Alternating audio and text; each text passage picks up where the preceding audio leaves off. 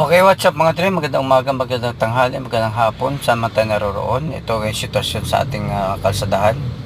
At wala gaanong traffic kasi medyo wala na tayong ulan sa araw na to dahil makulimlim lang ating kalangitan, pero sa araw na to ay walang ulan, kaya yung biyahe natin ngayon mga dre ay mailiwalas at saka wala gaanong traffic pa sa oras na to. Hindi katulad sa ilang araw grabe yung traffic dito, walang galawan sa kalsada na to. Kaya ngayon ay nakatambay tayo dito sa may gilid-gilid lang at na-video natin ang ating kalsadahan para matingnan natin kung anong status ng kalsada ngayon, ma-traffic ba o maluwag or anong sitwasyon niya sa araw na to. Mga dre, sana na-update ko kayo sa ating kalsadahan ngayon sa araw na to.